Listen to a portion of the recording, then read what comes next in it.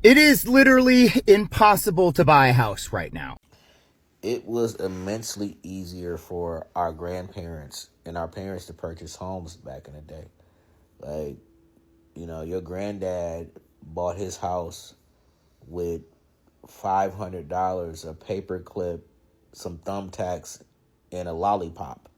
In 1992, the typical first home buyer was 28 years old. Today, 40. That's not a shift. That's an entire generation pushed back. And if you're watching this wondering why everything you were told about working hard, saving money, and doing things the right way hasn't gotten you closer to owning your own place, I need you to hear something. You're not failing. The math, it changed, and nobody updated the instructions. Today, we're going through exactly what broke, who benefits from keeping it broken, and what's finally starting to move in your favor. The average home price in America just went up to $415,000. At a 20% down payment, that would mean you would have to save up $100,000 plus with closing fees and a 6-month emergency fund for a 20% down payment. The problem is that the average American makes between $50,000 to $70,000 a year, and it would take them, without spending any money on car notes, paying off a car loan, paying off student loans, 20 years to save up $100,000. That's about $2,700 you put away every single month for 20 years to save up $100,000. Now, the problem is home prices double every 20 years. So basically, nobody can qualify for these homes. You will never buy a house. If you're under the age of 25 and don't have rich parents, your chances of owning a home are very low, and it's not your fault. This house was sold for $8,000 in 1950. It's not worth $1.1 million. Oh, Sean, but houses are investment, bro. Hey, just hear me out. A median family income in 1950 was $3,000. That means it would roughly take you 2.6 years to have enough money to buy a house. Today, the median family income is about $74,000, meaning it would take you 14.7 years to buy the same house. 2.5 to 14.7. Back then, you really could just be a mailman and take care of a family of 3. You cannot do that nowadays. The first-time homebuyer median age used to be 28. Now it's almost 40. This is all by design. Look at the average hourly wages versus productivity. And if you're watching this wondering why everything you were told about working hard, saving money, and doing things the right way hasn't gotten you closer to owning your own place, I need you to hear something. You're not failing. The math, it changed, and nobody updated the instructions. Today, we're going through exactly what broke, who benefits from keeping it broken, and what's finally starting to move in your favor. Let's talk numbers, because the numbers tell the whole story. The median home price is now 5 times the median household income. In 1985, it was 3.5 times. It's not that your parents were smarter with money. They were playing a different game with different rules. According to the National Association of Home Builders, 75% of American households cannot afford a medium-priced new home. 3 out of 4 families priced out before they could even start looking. The Joint Center for Housing Studies at Harvard found that home prices have risen 48% in the last 5 to 6 years. Incomes? Up 22%. That gap is not closing. It's widening every single year. And it's not just about the sticker price. Mortgage payments on a median home now eat more than 30% of median income. The threshold where economists say housing becomes unaffordable. We crossed that line years ago and we kept going. First-time buyers made just 21% of the market in 2025. That's the lowest share ever recorded since tracking began in 1981. The door isn't hard to open. For most people, it's welded shut. But this is where it gets structural. There's a reason inventory is so low, a reason you're competing against 15 other buyers for every decent listing. And it has nothing to do with you. It's called the lock-in effect. According to the Federal Housing Financing Agency, 55% of homeowners with mortgages have rates below 4%. Many locked in during the pandemic when rates hit historic lows, and they're not moving. If you have a 3% mortgage and you sell, you'd have to buy your next home at nearly 7%. On a $400,000 loan, that's an extra $900 a month, almost $11,000 a year, just in interest. The Federal Housing Finance Agency found that this lock-in effect reduced home sales by 1.7 million transactions between 2022 and 2024. And that supply squeeze increased prices by 7% on top of everything else. 54% of homeowners say that there's no mortgage rate that they would feel comfortable selling this year. More than half the market is frozen in place. The people who got in are protected. The people who didn't are competing for whatever is left. So you're not just competing with other first-time homebuyers. You're fighting over the scraps that locked-in owners leave behind.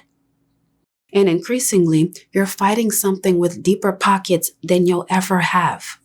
In Atlanta, institutional investors own 25% of single-family rentals. In Jacksonville, 21%. Charlotte, 18%. These aren't random purchases scattered across the country. They're strategic acquisitions concentrated in specific neighborhoods, starter home territories, exactly where first-time homebuyers are trying to get a foothold. Investors, individuals and institutional combined, bought 1/3 of all single-family homes sold in the second quarter in 2025. That's the highest share in, 5 years? Now, to be clear, large institutional investors own about 3% of single-family rentals nationwide. Most rental properties are still held by small landlords, but concentration matters. In the markets where affordability hurts the most, that concentrated capital is making it worse.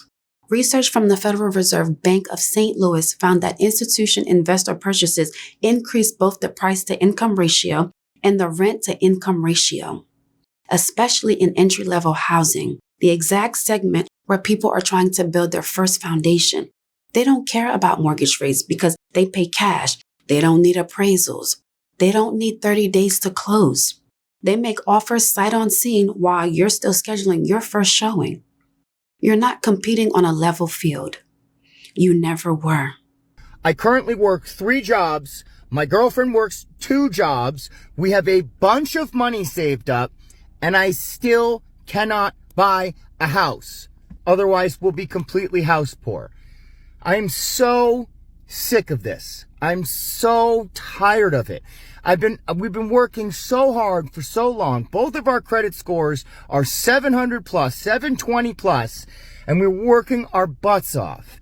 All we want to do is start our life, live our life, and we can't do it. I'm so tired of it. And now we find out that the money that we've been paying for taxes all this time is going to stuff that it shouldn't have gone to.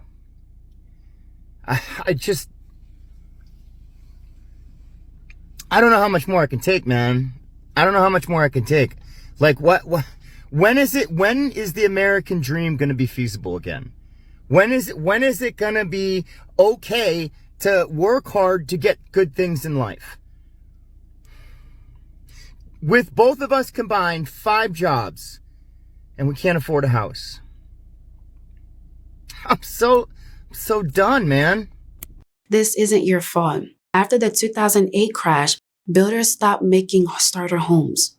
The market was flooded with foreclosures, demand collapsed, and developers pivoted to larger homes with higher profit margins. For decades, they kept building for people trading up. The result? A massive shortage of homes under 1,800 square feet. Exactly what first-time homebuyers need. Those homes weren't built. And they still aren't being built fast enough. Meanwhile, construction costs keeps climbing. Labor shortages, insurance costs doubling or tripling in disaster-prone areas. Material prices that haven't come back down. And even if rates drop and more buyers enter the market, the supply problem doesn't change. More demand, same limited housing stock, prices still elevated. The system wasn't designed for you to win. It was designed to protect the wealth of people who already own property. And that protection has a cost. I want you to sit with a number for a second. Only 12% of 30-year-olds today are both married and homeowners. 12%. In the 1950s, that number was over 50%. We've lost almost 80% of that milestone in just 2 generations. And these things are connected. You can't afford a home, you delay marriage. You delay marriage, you delay kids. You delay kids, you miss the window when your parents could help. They're healthy enough to babysit, energetic enough to be involved, young enough to meet their grandchildren. Old timelines shift, and some of it never happens at all. There's a term showing in economic research now, financial nihilism. It describes what happens when people realize that traditional paths doesn't lead anywhere anymore. Research from the University of Chicago in Northwestern found that people who believe home ownership is realistic save more, work more, accept delayed gratifications. People who believe they'll never own, they stop saving. They start taking bigger risks. Crypto, meme stock, anything that offers a moonshot. Because the math in their head looks like this. If I save $500 a month for 10 years, I have $60,000. That's not even a down payment in most cities anymore. But if I throw that money at something volatile and it hits, maybe I have a chance. It's not reckless. It's rational desperation. The housing crisis isn't just economic. It's a family formation crisis, a meaning crisis, a lonely epidemic hiding behind a price tag. I'm not going to lie to you and say the cavalry is coming. It's not. Nobody is fixing the system. It's working exactly the way it was designed to work for the people who benefit from it. But the landscape is shifting in small ways. And if you know where to look, there are cracks you can slip through. First, inventory is slowly recovering. Housing inventory rose over 16% year over year in 2025, one of the largest annual increase since the pandemic crunch. 12 states are now back above pre-pandemic inventory levels. Arizona, Colorado, Florida, Texas, Idaho, Tennessee, and others. The lock-in effect is weakening as life events force people to move regardless of rates. Second, zoning reform is spreading. States like Montana passed sweeping legislation removing barriers to apartment construction and legalizing duplexes on single-family lots. Massachusetts now requires cities to allow accessory dwelling units by right. Small backyard homes up to 900 square feet. No special permits needed. Third, down payment assistance program exists that most people have never heard of. Several states now offer between $25,000 and $150,000 in assistance for qualifying for first-time buyers. California's Dream for All programs offer up to $150K. So what can you do right now? Check your state's housing finance agency website. There are programs sitting there that nobody told you about. Look into assumable mortgages. Some can be transferred to a new buyer at the original rate. Consider markets that have returned to pre-pandemic inventory levels, where your dollar stretches further. And stop waiting for the system to fix itself. It won't. Find the cracks, move through them. I know this video was heavy, and I know understanding the system doesn't pay your rent. But I needed you to understand. You're not failing. You were handed a map to a world that no longer exists. You were given advice that came from a different economy. Those rules don't apply to this game. And the sooner you stop measuring yourself against benchmarks that were designed for a world with 3.5 times price-to-income ratios, the sooner you can start finding the path that actually work now. Drop a comment. Tell me where you're at. Still grinding? Found a workaround?